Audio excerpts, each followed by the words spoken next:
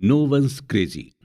दोस्तों, हर इंसान का नेचर और बिहेवियर अलग अलग होता है और हर इंसान का सोचने का नजरिया भी एक दूसरे से काफी अलग अलग होता है। जो मेरी नजर में अच्छा है, हो सकता है वही चीज आपकी नजर में खराब हो, और जो चीज आपको अच्छी लगती है, हो सकता है वो चीज मुझे कभी पसंद ही ना आए। यानी हम सबका परसेप्शन एक दूसरे से डिफरेंट होता है, और अक्सर हम उस परसेप्शन के बेस्ड पर ही दुनिया को और लोगों को जज करते हैं। इसके अलावा लोगों के साथ अलग अलग एक्सपीरियंस भी होते हैं, और उस बेसिस पर भी हम किसी पर्टिकुलर चीज के लिए अपना परसेप्शन बना लेते हैं।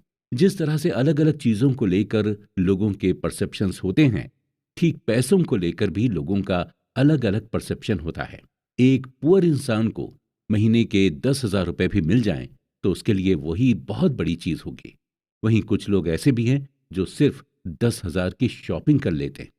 सच तो यही है कि हम बुकिश नॉलेज यानी किताबी ज्ञान से बहुत कम सीख पाते हैं, जितना हम अपने एक्सपीरियंस से सीखते हैं। एक इंसान जिसका स्टॉक मार्केट में काफी लॉस हुआ, वही इस लॉस को एक्सपीरियंस कर सकता है, और उस एक्सपीरियंस से ही वो सीख सकता है। इसी के रिगार्डिंग इकोनॉमिस्ट माइकल बेटनिक का कहना है कि लाइफ के लेसन को समझने से पहले उन्हें एक्सपीरियंस किया जाता है। 2006 में national bureau of economic research के इकोनॉमिस्ट अल्ट्रिक मैंडमीर और स्टीफन नेगल ने कंज्यूमर फाइनेंसेस पर एक सर्वे किया था, और इस सर्वे को करने का मकसद ये पता लगाना था कि ज्यादातर अमेरिकन्स अपने पैसों का इस्तेमाल किस तरह से करते हैं। थ्योरेटिकली लोगों को यही लग रहा था कि इस सर्वे में यही कंक्लूजन सामने आएगा कि ज्यादातर अमेरिकन्स अपने इन्वेस्टमेंट को अपने फाइनेंशियल गोल के हिसाब से प्लान करते हैं, और जो भी इन्वेस्टमेंट ऑप्शन उनके सामने अवेलेबल है उसी हिसाब से वो इन्वेस्टमेंट करते हैं। लेकिन इस सर्वे में सरप्राइजिंग बात सामने आई, और वो सरप्राइजिंग बात ये थी कि ज्यादातर अमेरिकन्स अपने फाइनेंशियल गोल के हिसाब से इन्वेस्टमेंट नहीं करते हैं, बल्कि ज्यादातर अमेरिकन अपने इन्वेस्टमेंट को अपनी लाइफ में हुए एक्सपीरियंस के हिसाब से करते हैं। यानी पैसों को लेकर बचपन से लेकर जवानी तक उनका जो भी एक्सपीरियंस था, वो उसी बेसिस पर इन्वेस्ट करते हैं। अगर आपका बचपन महंगाई में गुजरा है, तो आप अपने पैसे को बॉन्ड में इन्वेस्ट नहीं करेंगे, और अगर अपने बचपन में आपने स्टॉक मार्केट को ग्रो करते देखा है, तो यकीनन आप स्टॉक मार्केट में ही इन्वेस्ट करेंगे। और वहीं अगर आप स्टॉक मार्केट में लोगों को नुकसान उठाते हुए देखेंगे, तो आप स्टॉक मार्केट में इन्वेस्ट करना बिल्कुल भी पसंद नहीं करेंगे। ऑथर कहते हैं कि हमारे अंदर रिस्क लेने की विलिंगनेस या पावर है। वो पावर हम अपने पर्सनल एक्सपीरियंस से ही लेते हैं, और ये पावर, ये विलिंगनेस हमें एजुकेशन या हमारी इंटेलिजेंस की वजह से नहीं मिली, बल्कि सिर्फ और सिर्फ हमारे एक्सपीरियंस की वजह से ही मिली है।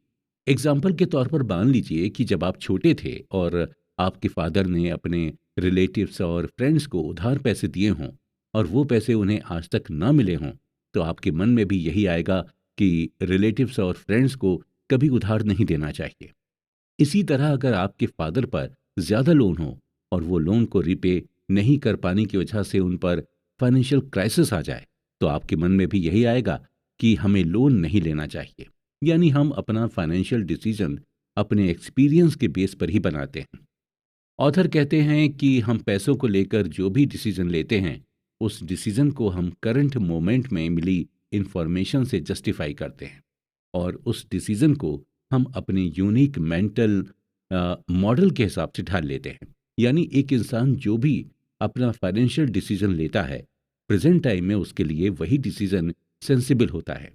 उसे यही लगता है कि जो फाइनेंशियल डिसीजन अभी वो ले रहा है, वही उसके लिए बेहतर है, और अपने इस डिसीजन को वो क्यों ले रहे हैं और किस लिए ले रहे हैं, और इसके जवाब में वो आपको अपने फाइनेंशियल एक्सपीरियंस के बारे में बताएंगे।